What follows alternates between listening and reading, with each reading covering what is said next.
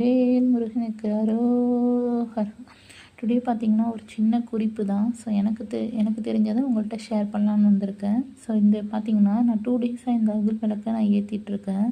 இந்த அகல் விளக்கில் கொஞ்சம் கூட கரி படியவே இல்லை. இதுக்கு ரீசன் என்னன்னு பார்த்தீங்கன்னா, ஸோ நான் நார்மலாக யூஸ் பண்ணுற மாதிரி யூஸ் பண்ணாமல், ஸோ காட்டன் பஞ்சு கடையில் கிடைக்கும். இது நம்ம காட்டன் பஞ்சு வாங்கிட்டு வந்து பூண்டு ஷேப்பில் நல்லா உருட்டி அதை நம்ம நல்லா நெய் போட்டுட்டு இல்லை எண்ணெய் போட்டுட்டு ஸோ இந்த விளக்கு வச்சு ஏற்றினோன்னா ஸோ இந்த விளக்கு வந்து சூப்பராக எரியும். அதே சேம் டைம் இந்த மாதிரி நீங்கள் கறியெலாம் படையாது. இதை பார்த்திங்கன்னா இந்த பழைய அகல் விளக்க பாருங்கள். ஸோ இது எப்படி ஆயிடுச்சுன்னு நான் நார்மலாக திரி போட்டு ஏற்றினேன். ஸோ அதோட அழகே போயிடுச்சு. இந்த கருப்புலாம் படைஞ்சிடுச்சு. இதை நான் விளக்கும் போது கூட போகலை. ஸோ அந்த மாதிரி இல்லாமல் இருக்கணும், அகல் நல்லா அழகாக இருக்கணும்னா அதோ பாருங்கள் நான் ஏற்றிருக்கேன் அகல் விளக்கை. ஸோ இது எவ்வளோ அழகாக எரியுதுன்னு பார்த்தீங்களா? அதே மாதிரி இது நல்லா லாங் டைம் எரியும். ஸோ இந்த மாதிரி கரி படியாது. ஃப்ரெண்ட்ஸ், நீங்களும் இந்த குறிப்பை யூஸ் பண்ணி பாருங்கள். ஸோ உங்கள் அகல் விளக்கு சூப்பராக இருக்கும்.